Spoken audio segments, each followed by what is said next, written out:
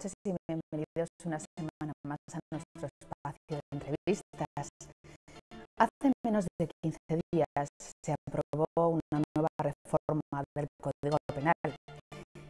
Esta noticia nos ha servido de excusa para traer a este plató a un zaragozano que lleva más de una década presidiendo a los abogados españoles. Carlos Carnicer, presidente del Consejo General de la Abogacía Española, muchas gracias por acompañarnos. Gracias a ustedes. Empecemos por el principio. Usted es zaragozano, aquí estudió Derecho, aquí tiene su despacho y nunca ha perdido la vinculación con Zaragoza, aunque últimamente desde hace más de una década no hace más que viajar. Tengo mucha vinculación, tengo a mi mujer y a mis hijos también aquí en Zaragoza, sí. Y a mi socio de despacho y todo mi trabajo. O sea que esté donde esté, el sábado pues a cumplir el viejo dicho de a tu tierra grulla aunque sea coja, ¿eh? Vuelvo siempre. Aquí comentábamos que hay muchísimos abogados. ¿Tiene algo que ver en su propia vocación de estudiar Derecho esta larga tradición de grandes juristas, de grandes leyes aragonesas? Pues yo creo que sí, ¿eh? Yo creo que Aragón es una tierra en la que, bueno, Costa ya decía, Aragón se define por su derecho, ¿no? Y es una tierra en la que fluye el derecho por todas las partes. Aquí, en cualquier localidad, tenemos la calle de los fueros, la calle de la plaza de justicia. Es decir, hay muchísimas referencias al derecho y a la administración de justicia. Y hemos tenido siempre grandísimos juristas. Especialmente yo hago referencia a aquellos juristas de principios del siglo XX, ¿no? Sobre todo abogados que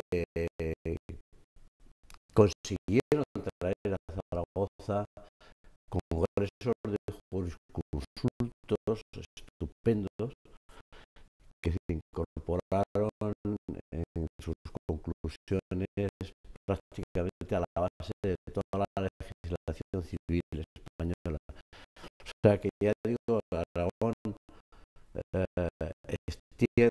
es tierra de juristas, es tierra de abogados, por supuesto, y lo hemos demostrado, la calidad de la abogacía la hemos demostrado siempre que ha habido un gran juicio y ha habido varios, ¿no? Y han venido pues figuras del foro, de estas que se ven todos los días en el telediario, ¿no? Y se ha visto como los abogados de Zaragoza, como poco estaban a las alturas si no era a superior nivel. Usted también ha sido maestro de otros abogados, ¿no? A través de la Facultad de Derecho, donde también ha dado clases. Sí. ¿Le gusta la docencia? He dado clase en la Escuela de Práctica Jurídica de la Facultad de Derecho y en el Centro de Formación del colegio que se constituyó siendo yo decano. O sea que soy un amante también de la docencia porque es la mejor forma de tener una formación continua, ¿eh? A través de la preparación de las clases. Pero también he ejercido otra docencia que es muchísimo más artesanal y más propia, más de la abogacía tradicional, que es la pasantía. Yo tuve un maestro, José Luis Espinosa, que me enseñó pues prácticamente todo lo que sé, y lo primero que me enseñó es que había que apoyar a los compañeros y compañeras que se adentraban en la profesión, pues a tener esos conocimientos prácticos tan necesarios que no se enseñan en la facultad.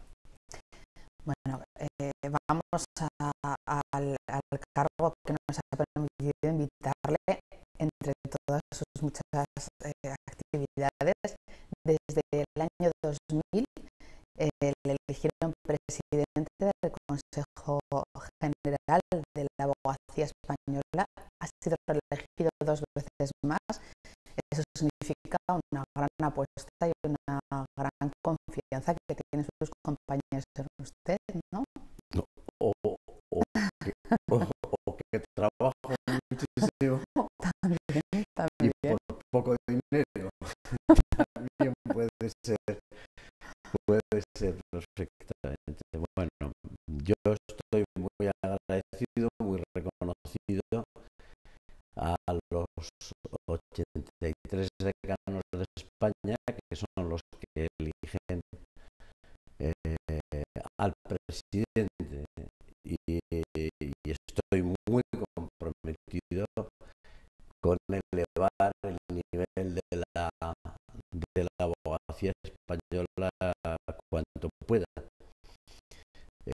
cosa que yo creo que va a ser mucho más fácil desde que conseguimos que en el año 1996 se publicase la ley de acceso a la profesión de abogado y se iniciase este año ya la formación a través de los másteres especiales para el ejercicio de la abogacía.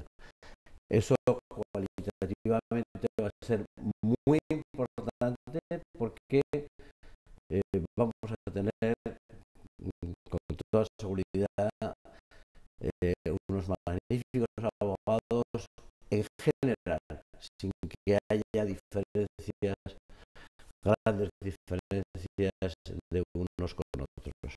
Ha costado también, ¿no? Porque fue un poco polémico esa reforma de la ley de acceso a la práctica jurídica. Ha costado muchísimo, ha costado mucho en tiempo. La formación se solicitó desde el primer Congreso de la Abogacía de San Sebastián en 1917, casi un siglo, pero sobre todo ha habido que explicar mucho a nuestros prelegisladores y legisladores que en todo el mundo desarrollado existe esa formación posgrado y además existen unos exámenes durísimos que garantizan una abogacía de gran calidad que en este momento necesitan todos los países, porque las acciones económicas y las acciones sociales ya no son de ningún país, son globales, son universales. Y por tanto hay que preparar a nuestros letrados y letradas para competir con todo el mundo. No van a competir la Facultad de Derecho de Zaragoza y que enseñarles también que ellos no van a competir solo con los ciudadanos de Zaragoza, van a competir con los abogados de todo el mundo y por tanto su preparación tiene que ser no solo paragonable, mejor que la mejor que existe en el mundo. Precisamente se ha hablado mucho de ese derecho universal. Realmente se está avanzando en esa defensa de los, por ejemplo, de los derechos humanos, que es una cosa que usted desde el Consejo ha querido potenciar. Sí, la seña de identidad más destacada en el Consejo General de la Abogacía Española son los derechos humanos en la forma que vienen redactados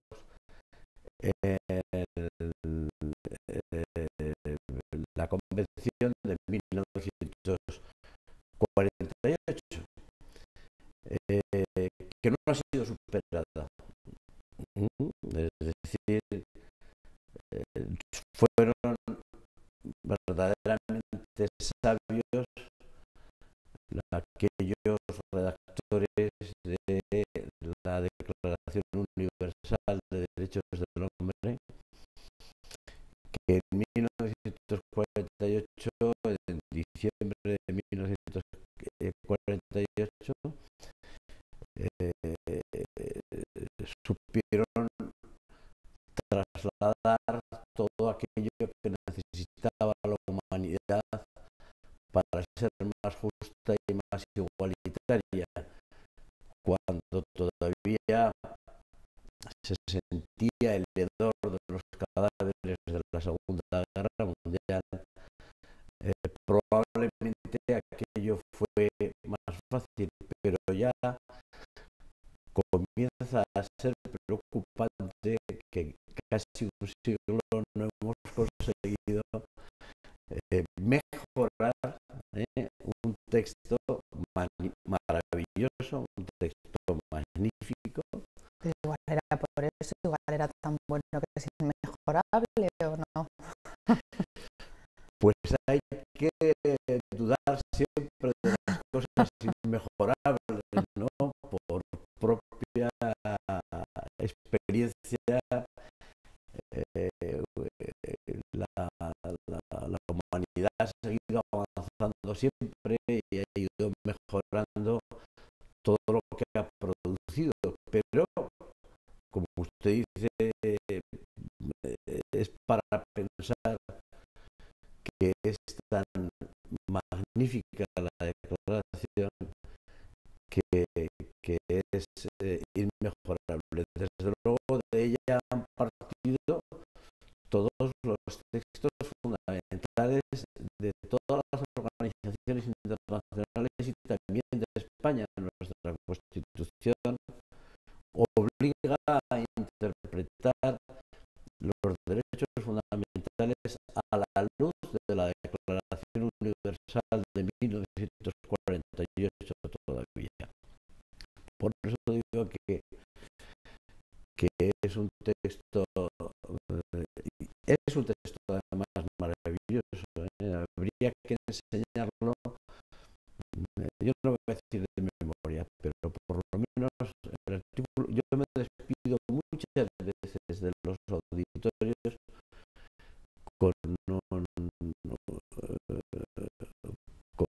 el artículo primero de la Declaración Universal de Derechos Humanos,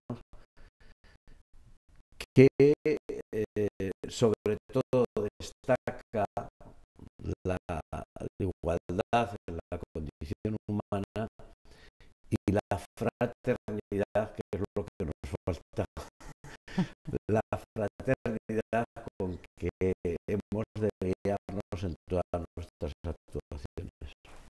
Auditorios que le escuchan internacionales, porque además de presidir el Consejo, la Unión Profesional de Abogados, también es vicepresidente de la Unión Mundial de Profesiones Liberales y miembro del Comité Ejecutivo del Consejo Europeo de Profesiones Liberales.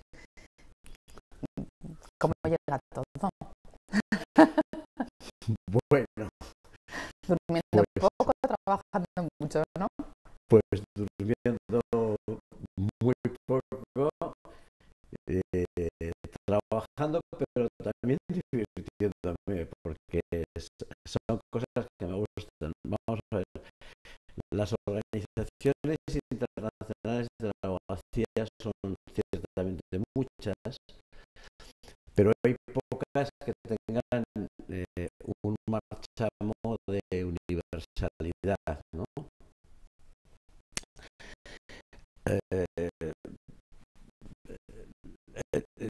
Somos numéricamente somos muchísimos. En España, 185.000 colegiados, pues es una masa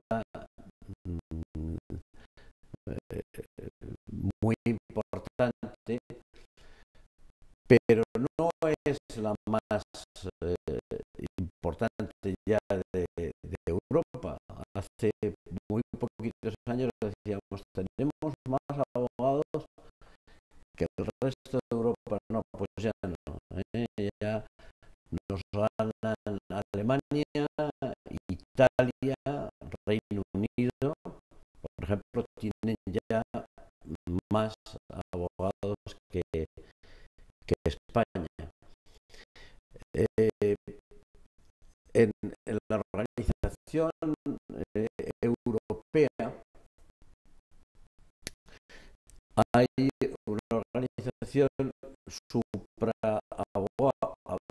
abogacía que es precisamente la que aglutina a los colegios profesionales. En España, colegios profesionales tenemos muchísimos. En Unión Profesional 33 solos, pero hay muchos más, ¿no? Y esta organización europea es la que tutela directamente la preocupación de todas las profesiones liberales en Europa. Es decir, defiende no a una profesión concreta, como sería el caso de la abogacía, sino a todas las profesiones liberales.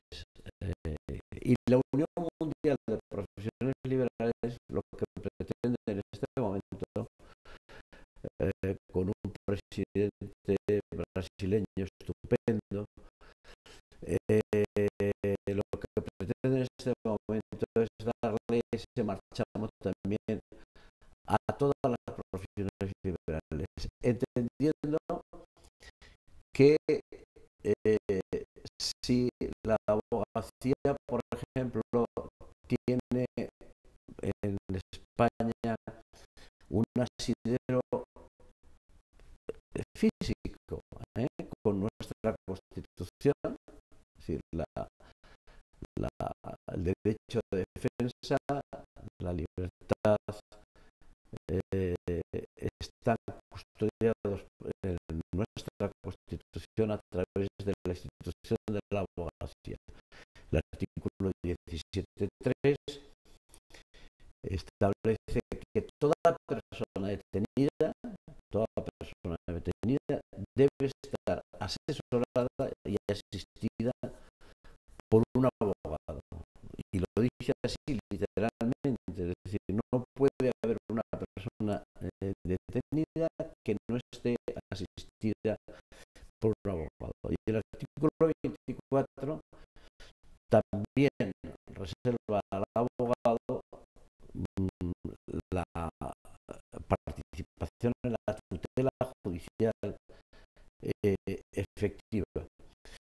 Pero, como digo, esos asideros constitucionales no lo tienen otros países. Y entonces lo que pretendemos es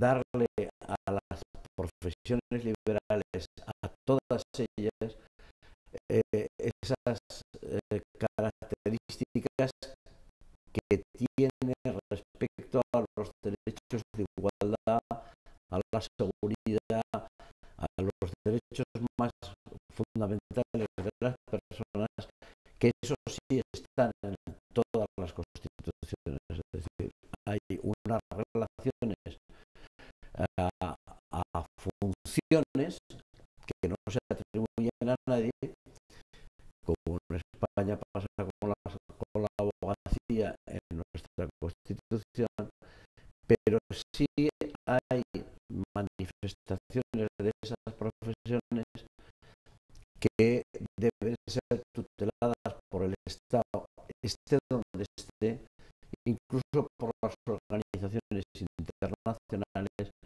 porque tienen que ver con el bienestar social de las personas y con sus derechos fundamentales.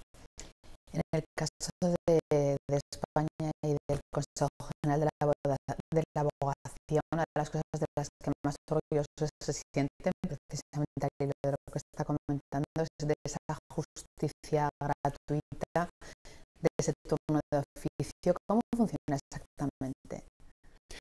Pues ahí también estamos exportando, también hay que presumir que España está exportando justicia gratuita, es decir, lo que denominamos turno de oficio tradicional a través del mecanismo de la justicia gratuita. Y digo que estamos a la cabeza del mundo, primero también por el número de abogados dedicados a esa asistencia, 38.000 en España, por la amplitud, es decir, el servicio se presta las 24 horas del día, los 365 días del año por 38.000 abogados. Y además abarca todas las áreas de la jurisdicción, es decir, la penal, la civil, la contenciosa administrativa y la social. Todas. En otros países tienen la justicia gratuita reconocida y de mucha calidad, pero solo de la jurisdicción penal o penal y civil. En España, como decimos, tenemos plena cobertura para que las personas que carecen de medios económicos para litigar sean defendidas por un abogado experto. Se dice, y no es cierto, que en la justicia gratuita hay abogados porque quieren entrenarse a ejercer la profesión. No es cierto. ¿Quiénes se apuntan, entre Pues, comillas, a esos turnos de oficio? pues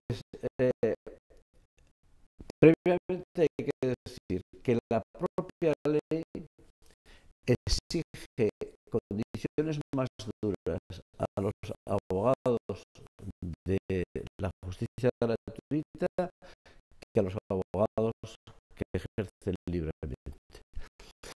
A los abogados que quieren prestar la justicia gratuita les exige 3 años de experiencia profesional más un curso de especialidad que le ha impartido su colegio. Sin embargo, al licenciado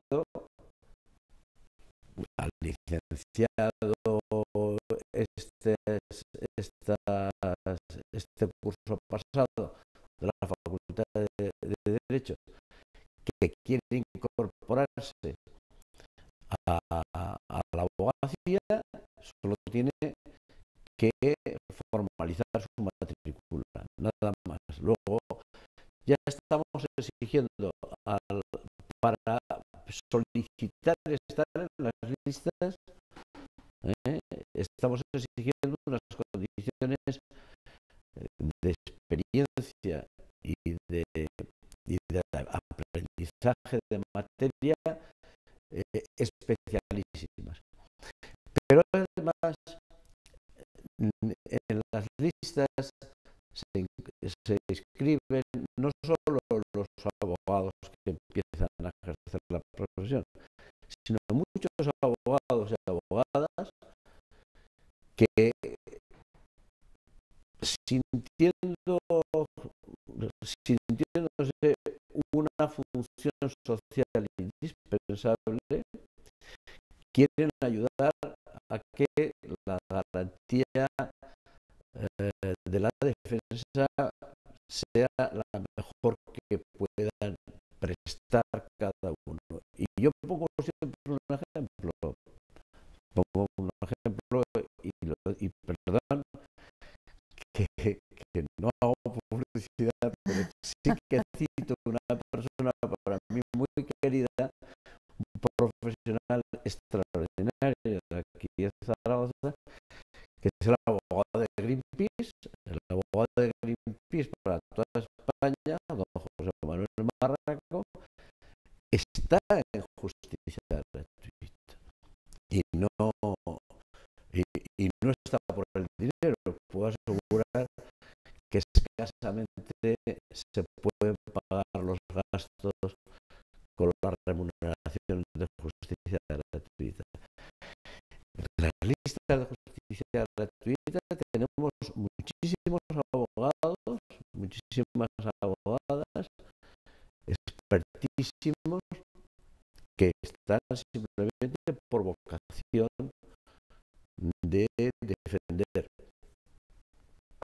Y además hay que decir que hay estudios sociológicos ya, hechos por el mejor sociólogo jurídico, que es don José Juan Togaria, que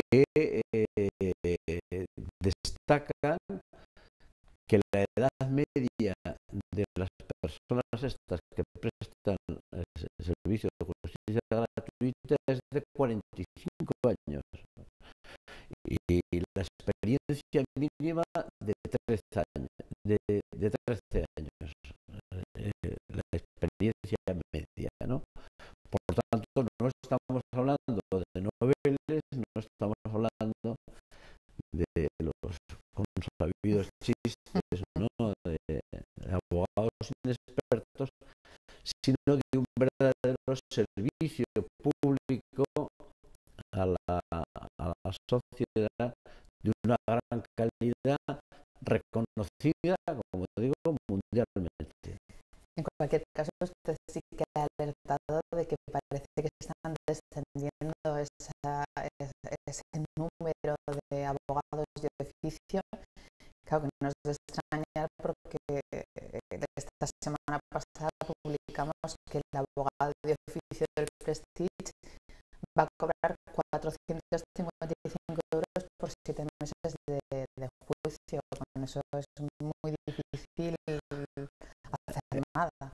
Eso denota algo mucho más triste, y es una gran desafección, un gran menosprecio de las administraciones públicas hacia el servicio público de justicia gratuita. Mire, yo no puedo entender cómo las administraciones públicas territoriales, sobre todo, están creando estos conflictos en materia de justicia gratuita. No es tanto el dinero que se aplica. Hay que entender bien, los abogados, como los jueces, como los fiscales, como todos los funcionarios alrededor de la administración de Justicia trabajamos por la paz social, por resolver los conflictos para que haya paz social. Pues uno no puede entender como un agente de paz social es maltratado de esta forma. En este momento hay conflictos en casi toda España, especialmente en Madrid, en Valencia, en Andalucía, con retrasos en el pago, con menosprecio en la fijación de los baremos y que llegan a circunstancias escandalosas como la de este compañero de Corcubion, que lleva ya leídos más de 100.000 folios para formalizar el escrito de defensa, que ya lo ha presentado, el escrito de calificaciones ya lo ha presentado también, y para acometer una vista que va a durar alrededor de 7 meses. Es un verdadero insulto que se piense la administración correspondiente que con 455 euros puede sobrevivir. Están condenándole prácticamente a la ruina. Eso no es una designación de abogado, eso es una verdadera condena. Y es un poco la muestra de ese, como digo, esa desafección de nuestras administraciones a un servicio público que funciona muy bien y que funciona estupendamente y que tendría que estar mimado por las administraciones que lo regulan. Aquí en Aragón, por fortuna, tenemos menos problemas. Yo sé que los 3 colegios aragoneses han suscrito un convenio con el gobierno de Aragón, resolviendo muchos de los problemas que están sin resolver en el resto de España, por lo cual yo les felicito. Me toca padecer otros y estos no me dan trabajo. En el resto de España, ¿no? Usted también ha sido muy crítico con la nueva aplicación de tasas judiciales, precisamente porque puede hacer que muchas personas desistan de acudir a un juicio para notificar algo que les hayan puede no, desde luego, si se aprueba, tenga la absoluta seguridad de que se van a producir muchísimas indefensiones, muchísimas injusticias y muchísimas desigualdades. Le pongo casos concretos. Si usted le ponen una sanción de tráfico absolutamente injusta, por hasta 200 euros, usted no va a recurrir, porque la tasa del recurso le va a costar ya 200 euros. Sin embargo, una persona con el beneficio de justicia gratuita sí puede recurrir su sanción y llevarla hasta las últimas instancias sin abonar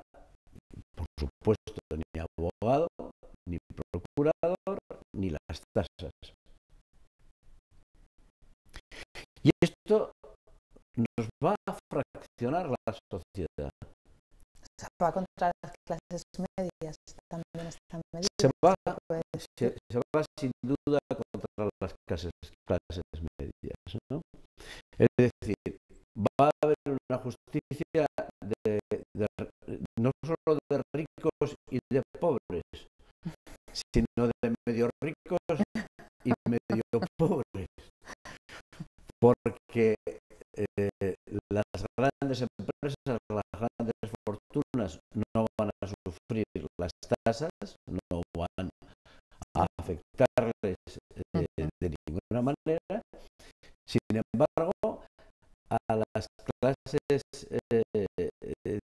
sobre todo a las clases trabajadoras, fíjese bien que se va a producir también estos días, se decía gráficamente, y tenía razón, que si un fontanero le viene a arreglar algo a su casa y la factura es de 99 euros, pues si no la paga usted no pasa nada, porque seguro que el fontanero no va a pagar 100 euros de tasa que tiene que pagar para reclamar su factura.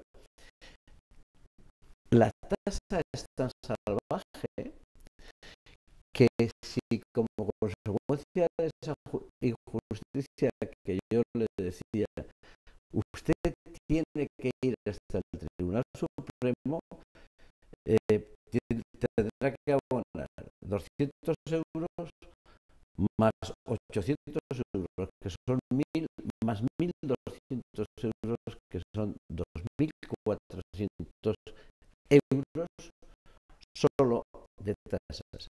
Pues efecto disuasorio ya tiene, ¿eh? ¿Perdón? Efecto disuasorio ya tiene. O sea, es que es lo que es, es decir, es lo que es, y además yo le agradezco al ministro que lo haya confesado palmariamente, que lo que quiere es un efecto disuasorio. Pero esto hay que poner una relación también con nuestro texto, con nuestra ley de leyes, que es la Constitución.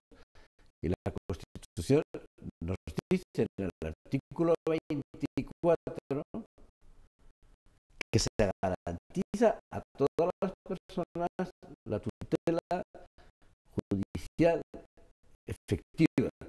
Mire usted, por lo menos el último calificativo se lo tendremos que quitar, porque no es igual de efectiva para usted que para un ciudadano que no tiene que pagar ninguna cantidad como tasas, que para otro ciudadano que tiene muchísimo dinero. Como digo, habrá justicia para ricos, habrá justicia para medio pobres, para medio ricos y para pobres de solemnidad. No nos gusta. Y creemos además que las tasas son una barrera, simplemente una barrera para que la gente no acceda a esa justicia que la Carta de los Derechos de los Ciudadanos ante la Justicia, suscrita por todos los partidos políticos, hay que recordarlo, en el año 2001, decía que tendría que franquearse para todo el mundo, es decir, sobre todo que no haya ninguna persona que tenga ningún inconveniente para acceder a la acción de la justicia.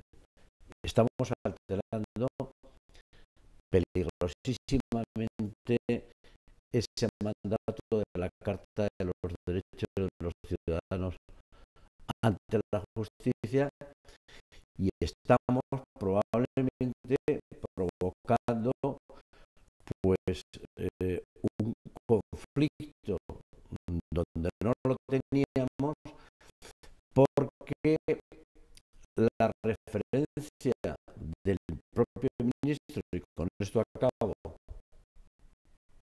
a que esto se hacía también para pagar la justicia gratuita, va a enfrentar evidentemente a unos ciudadanos que están pagando las tasas con otros que no las están pagando porque tienen la justicia gratuita.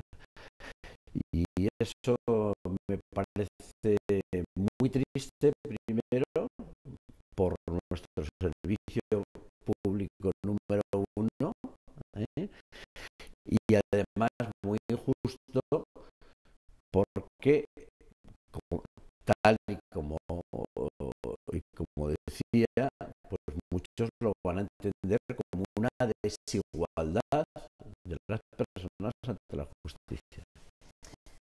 Queríamos hablar, ya sabe, de la reforma del Código Penal que ya se ha aprobado.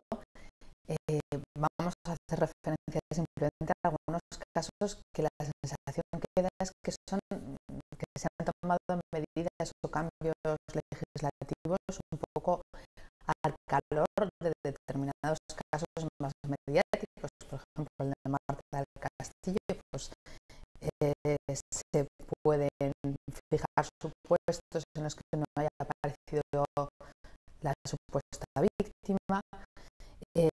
Por ejemplo, el caso de penalización de la difusión de imágenes, que parece que tiene algo que ver con el caso de la concejal del PP de Los Llévenes.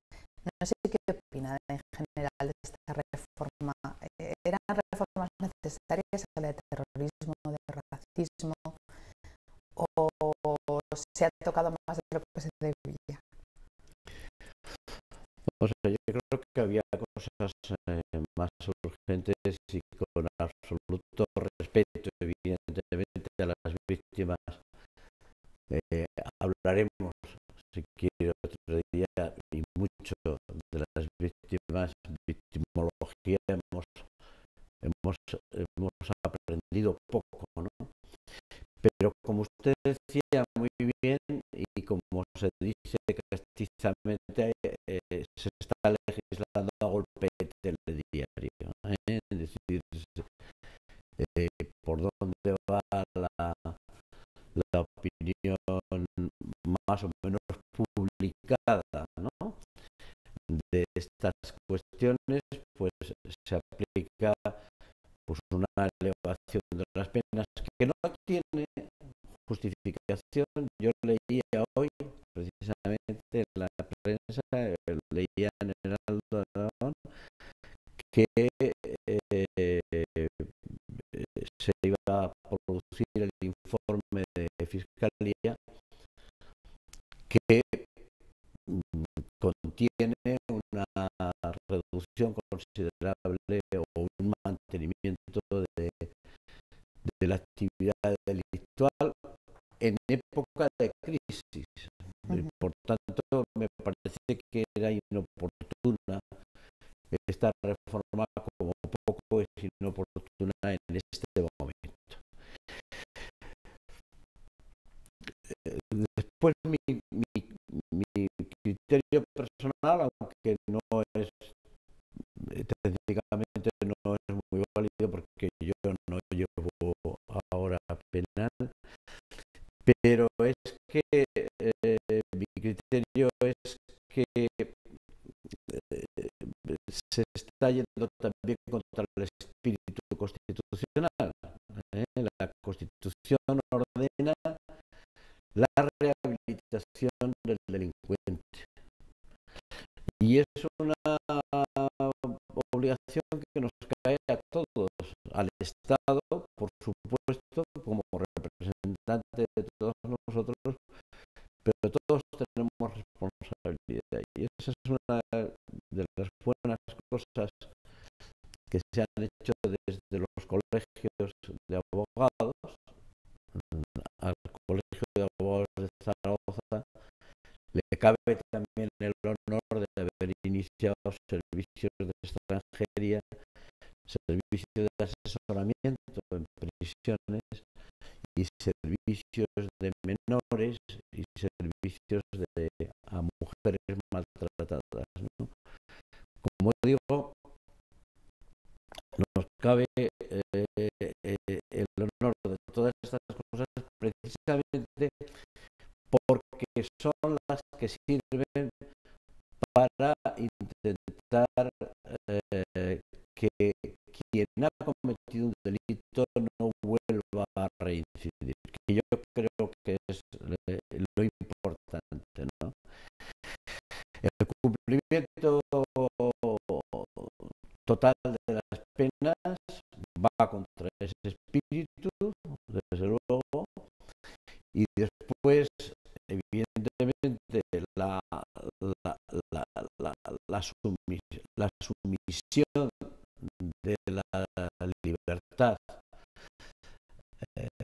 después de la condena a una determinada conducta, pues también deja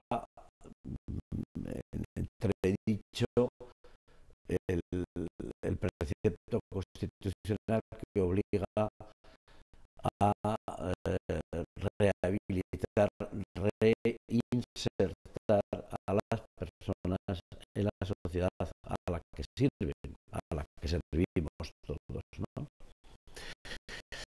Y en general producen una elevación de las penas que no se corresponde con el momento delictivo en la sociedad. Precisamente está mencionando mucho la Constitución. Usted, por encargo del presidente del Gobierno, también estudió una posible reforma constitucional. ¿Cree que es necesaria esa reforma? Yo vengo defendiendo desde hace muchísimo tiempo que sí. ¿En qué sentido? Pues no sé si tenemos tiempo para una visión resumida. Primero decir que como principio la Constitución contiene las propias normas de cambio. O sea, luego los constitucionalistas, los constituyentes,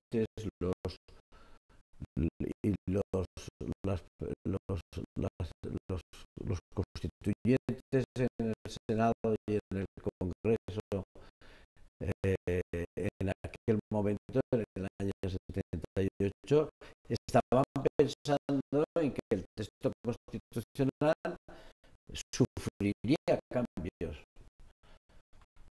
se adecuaría a los tiempos venideros, ¿no?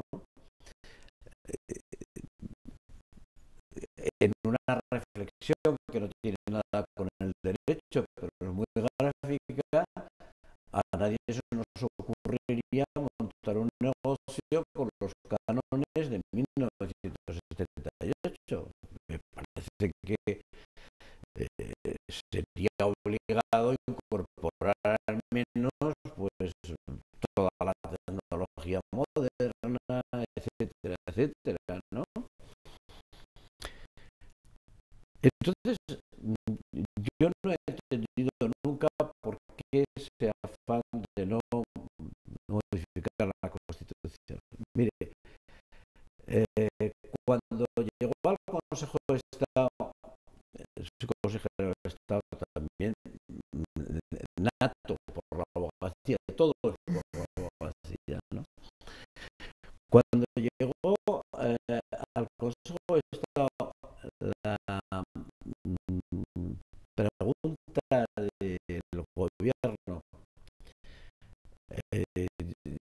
sobre 4 puntos muy concretos de la Constitución, qué opinábamos sobre los cambios.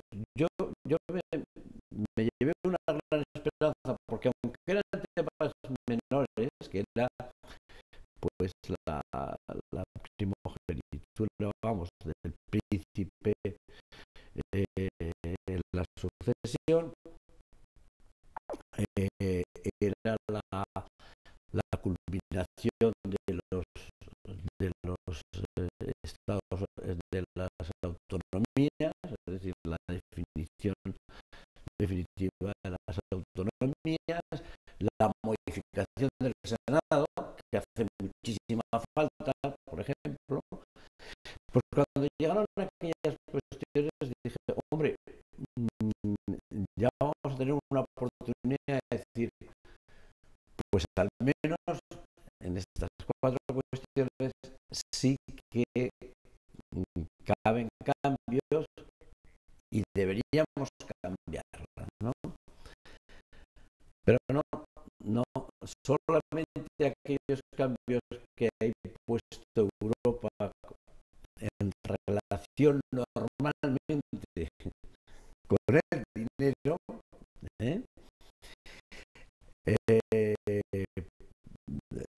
han tenido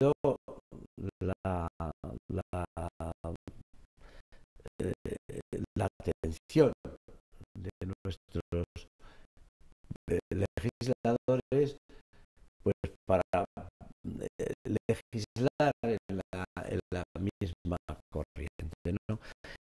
Pero legislar en la misma corriente que Europa, no en otra corriente, ni cambiar la Constitución. El momento actual es extraordinariamente delicado y nos encontramos con circunstancias que hace 30 años hubiéramos pensado que eran imposibles, pues ya las tenemos aquí. Y desde luego, si no adecuamos la Constitución, una cosa que tengo claro, si no adecuamos la Constitución al tiempo actual,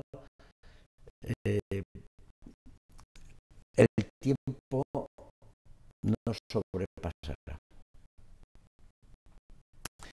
Y nos encontraremos con que otros adoptarán unas iniciativas que irán contra nuestros propios intereses o contra los intereses de la colectividad. Por tanto, yo creo,